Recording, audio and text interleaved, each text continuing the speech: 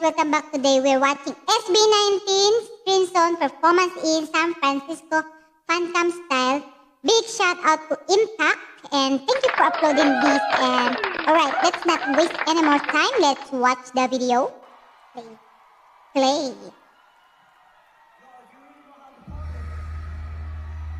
Wow. Yes, wow. What an absolutely good video.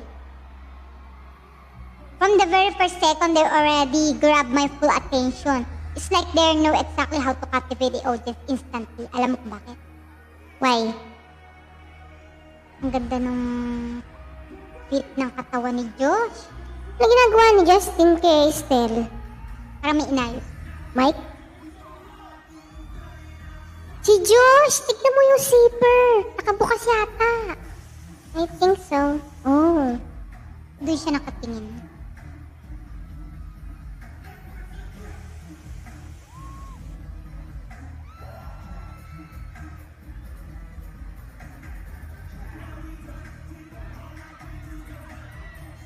Onion sun, slicing the skin in sun. Tama ba yung lyric? Yeah.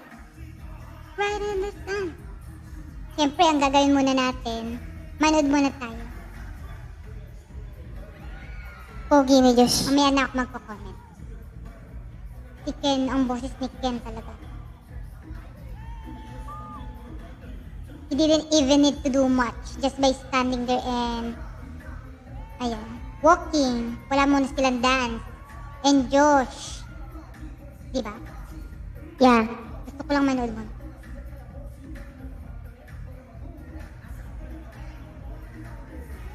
Estelle. Sweep me! Back up ako ni Estelle. Heto na! Yan na, nagsasayaw na sila. Look at Josh's face. Wow.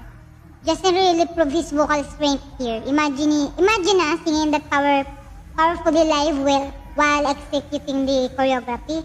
Diba? Yeah. Synchronize the choreography yung sinasabi ko dito. Tapos nakanta si Josh ng mataas. Grabe.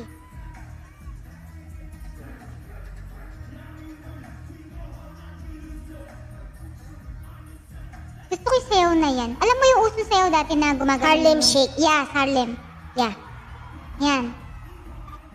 Pablo. Si Pablo, diba? Alam mo what? Si Pablo, yung skirt niya, pang warrior yan. Seriously, not everyone can pull that off, but he wore it with pride and power. It looked iconic on him. Si Pablo lang pansin ko lagi nagsusuot ng skirt. Style skirt.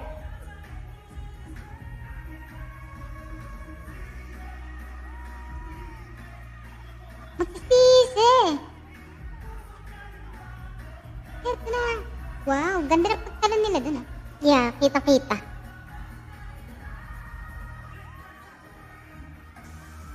Wow, look at Josh. Pero hindi masyado nakita. Wow, dumidila pa si Josh. Yung uso kasi natapos sa mukha ni Josh. Masyado palang maikli yung buhok ni Josh. First time ko siya nakita ganyan. First time.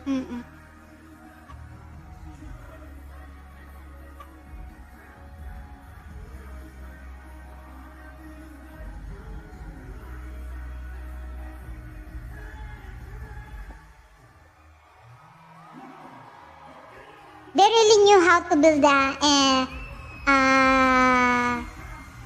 yung stage para sa mga audience, Ibig sabihin ko nito, talagang marunong silang magpa-hype ng audience.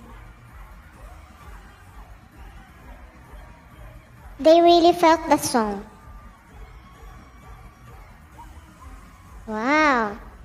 Wow. Yung sinasabi ko sa'yo, yung katawan talaga ni Josh. Wow.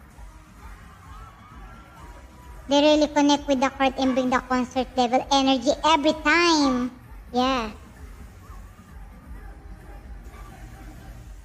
May pandesal. Alam mo ba, it didn't feel like just another performance. It felt like we're watching a full concert right from our screens. Yeah. Yung vibe niya talaga. Party song. Power. Yes. Oh, wow. Yan, natapos na. Ang bilis naman. All in all, I super love this performance. Like, I can't even die. Without a doubt, this deserves a perfect 10 out of 10. No complaints, just pure excellence. At ito pa sasabihin ko. Hindi ka pa tapos? Hindi pa. SB19. Ikaw na mauna magana. Ito na, binibigay ko na kahinap eh. At ka. And, diba? Okay, SB19, nag-isip ako. Continues to raise the bar every single time. They never disappoint and they always leave us wanting more. Can't wait for the next one. Ako. Yeah, tapos na ako magana. Rating. 10 out of 10. No doubt. Siyempre kanina, hindi ko narinig eh. Ito yun eh. Ikaw na, sige.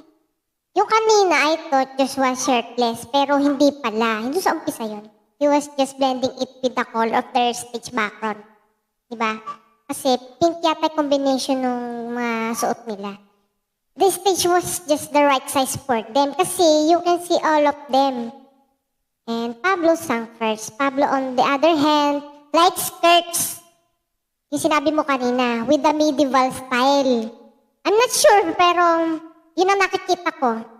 Then can harmonize with the low voice. Yung blend was beautiful, pakinggan sa tenga. Yung boses din ni Josh was full, perfect, not too much, not too little.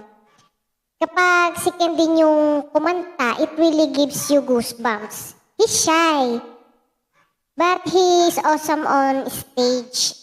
And I could only see the dancers. Alam mo bakit? Their dancing was amazing. So sexy. Even Ken's dancing, it's incredible how effortless it is. Napakahusay talaga. He's truly talented. And si Estelle voice is incredibly powerful. Lagi naman powerful, syempre. Magaling siya eh. Then Pablo, his rap style so fast at malinis. Yeah. The five of them are so cool. And Josh, I was surprised by his own charm. Meron siyang different kind of charisma sa stage.